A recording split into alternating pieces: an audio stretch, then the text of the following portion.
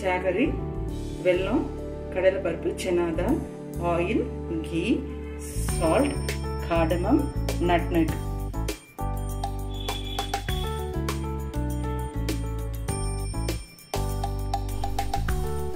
கடலைப்பருப்பு ஒரு கிளாஸ் எடுத்துக்கிட்டிங்கன்னா வெல்லம் ஒரு கிளாஸ் ஈக்குவல் அமௌண்ட் எடுத்துக்கோங்க. அப்போ தான் நல்லாயிருக்கும். நீங்கள் எந்த இதில் மெஷர் பண்ணுறீங்களோ ரெண்டுமே ஈக்குவலாக இருக்கணும். இப்போ கடலைப்பருப்பு நம்ம பாயில் பண்ணிக்கலாம். கடலைப்பருப்பு ரொம்ப ஓவர் குக் பண்ணக்கூடாது. 50% வெந்தால் போதும். நம்ம சுண்டல் கடலை வேக வைக்கிறோம்ல அந்த மாதிரி பாயில் பண்ணிக்கோங்க. இப்போ நம்ம மைதா மாவு பிசைஞ்சிக்கலாம். மெயினாக மைதா மாவு பிசைகிறதுல தான் இருக்குது போலி நல்லா வரதா இல்லையான்னு. இப்போ கொஞ்சோண்டு சால்ட் ஆட் பண்ணிக்கோங்க, ஒரு 1/4 ஸ்பூன். இப்போ சால்ட் போட்டதுக்கப்புறம் ஒரு வாட்டி மாவு நல்லா மிக்ஸ் பண்ணிக்கோங்க.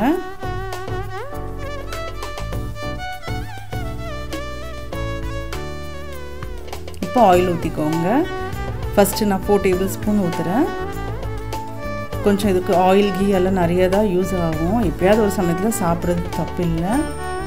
இப்போ வந்து ஆயில் ஊற்றின உடனே தண்ணி ஊற்றாதீங்க, நல்லா பிசைஞ்சிக்கோங்க மாவு. இந்த ஆயிலெல்லாம் நல்லா மிக்ஸ் ஆகி மாவு உதிரி உதிரியாக வரணும். பாருங்கள், கையில் இந்த மாதிரி பிடிச்சோம்னா இந்த மாதிரி வரணும். இப்போ தண்ணி ஊற்றிக்கோங்க. இந்த மாவு வந்து நல்லா லூஸாக பிசையணும். சப்பாத்தி மாவு மாதிரி டைட்டாக பிசையக்கூடாது. நல்லா ஸ்டிக்கியாக இருக்கணும் மாவு. அப்போ தான் நல்லா தட்டை வரும் போலியெல்லாம். அதே மாதிரி எவ்வளோக்கு எவ்வளோ ஊறுதோ மாவு அவ்வளோ சாஃப்டாக நல்லா வரும். நல்லா ஊறணும் மாவு. பாருங்கள், நான் ஒரு கிளாஸ் ஊற்றிருக்கிறேன். மாவு பாருங்கள் நல்லா ஸ்டிக்கியாக இருக்குது. இந்த மாதிரி இருக்கணும். டைட்டாக மட்டும் பிசையக்கூடாது. பாருங்கள் நல்லா ஸ்டிக்கியாக இருக்குது, லூஸாக இந்த மாதிரி இருக்கணும். இப்போ ஃபைனலாக திருப்பி மேலேருந்து எண்ணெய் ஊற்றணும். இந்த மாதிரி ஊற்றினா தான் நல்லா வரும்.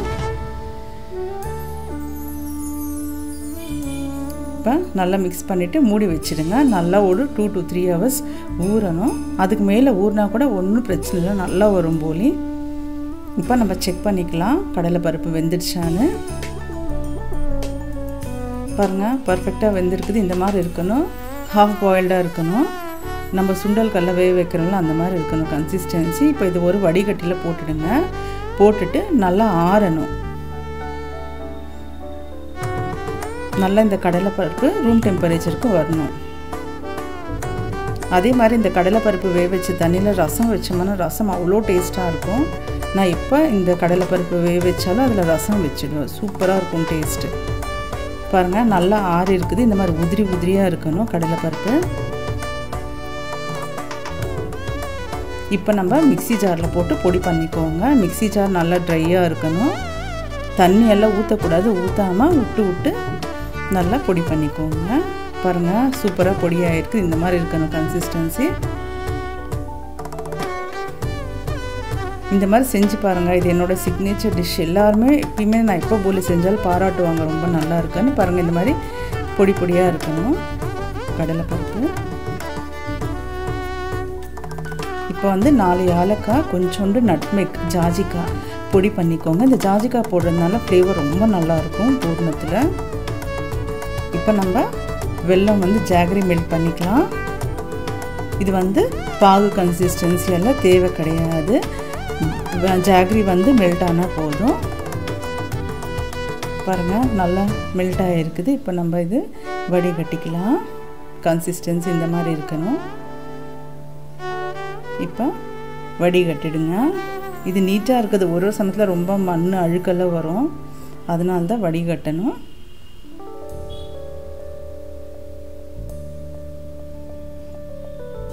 இப்போ நம்ம பொடி பண்ணி வச்சோம்ல வெல்லம், அதை ஆட் பண்ணிக்கோங்க. ஆட் பண்ணிவிட்டு பூர்ணம் ரெடி பண்ணிக்கோங்க.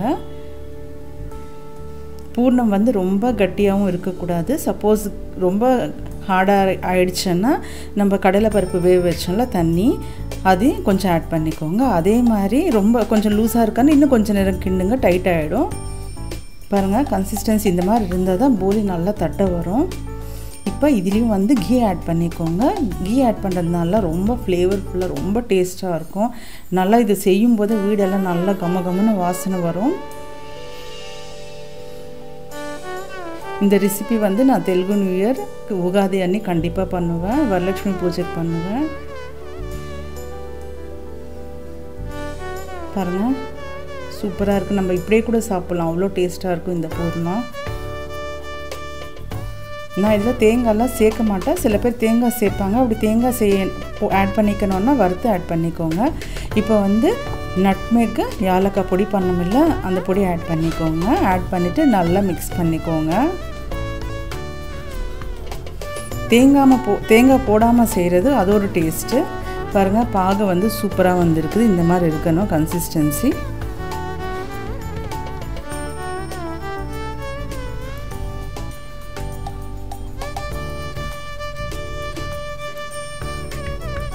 இப்போ பாருங்கள் மாவு நல்லா ஊறி இருக்குது, மைதா மாவு இந்த மாதிரி இருக்கணும். இப்போ கையில் ஒட்டலை பாருங்கள், நல்லா ஊறினதுக்கப்புறம் கையில் ஒட்டாது. பூர்ணமும் ரெடியாக இருக்குது. இப்போ வந்து வாழை இலையில் நம்ம தட்டலாம். வாழை இலை இல்லைன்னா பட்டர் பேப்பர் அந்த மாதிரி இது பண்ணிக்கோங்க. நல்லா அப்பப்போ வந்து கையில் வந்து ஆயில் இது பண்ணிக்கோங்க, க்ரீஸ் பண்ணிக்கோங்க. பாருங்கள் சூப்பராக சுற்றுது பாருங்கள், மாவு நல்லா ஊறி சூப்பராக வந்திருக்குது. பக்குவம்லாம் ரொம்ப நல்லா இருக்குது. இந்த மாதிரி தட்டிக்கோங்க. தட்டிக்கிட்டு நடுவில் வந்து இந்த பூர்ணம் வச்சுட்டு இப்படி க்ளோஸ் பண்ணிக்கோங்க. இது நல்லா 3 days 4 daysக்கு நல்லாயிருக்கும், கிடையாது. நிறையா செஞ்சோம்னா ஃப்ரிட்ஜில் கூட வச்சு யூஸ் பண்ணலாம். ஃப்ரிட்ஜில் வச்சுட்டு எப்போ நம்மளுக்கு தேவையோ அப்போ எடுத்து நம்ம ஹீட் பண்ணி சாப்பிட்லாம். அது தோசைக்கல்லில் போட்டு சூடு பண்ணுங்க. பாருங்கள் இந்த மாதிரி நல்லா தட்டிக்கோங்க ரவுண்டாக. அப்பப்போ ஆயில் தடவுங்க கையில், அப்போ தான் நல்லா ஒட்டாமல் வரும். பாருங்கள் நல்லா அப்படியே சுற்றுது பாருங்கள் போலி. நல்லா ஊறிச்சேன்னா நம்ம எப்படி தட்டினமோ நம்ம தட்டுற விதத்தில் சூப்பராக வரும். பாருங்கள் ரொம்ப நல்லா வருது தட்டை. இப்போ வந்து தோசைக்கல்லில் போட்டு 2 பக்கம் நல்லா சுட்டு எடுத்துக்கோங்க. நான் எப்பயுமே நெய்யில் தான் பண்ணுவேன். நெய் பிடிக்காதவங்க ஆயிலில் செஞ்சுக்கோங்க. ஆனால் நெய்யில் செஞ்சால் தான் நல்லா டேஸ்ட்டாக இருக்கும். நல்லா ஃப்ளேம் மீடியமாக வச்சு நல்லா 2 பக்கம் இந்த மாதிரி சுட்டு எடுத்துக்கோங்க. ரொம்ப நல்லாயிருக்கும் டேஸ்ட்டும் ஃப்ளேவரும் சாப்பிட்றதுக்கு. எங்கள் வீட்டில் எல்லாருமே விரும்பி சாப்பிடுவாங்க. ரொம்ப ரொம்ப நல்லா வந்திருக்குது. உங்களுக்கு ஜாகரி பத்தலைன்னா, வெல்லம் பத்தலைன்னா இன்னும் கொஞ்சம் எக்ஸ்ட்ரா ஆட் பண்ணிக்கோங்க. எனக்கு 1:1 கரெக்டாக இருக்கும். பாருங்கள் நல்லா சூப்பராக வருது.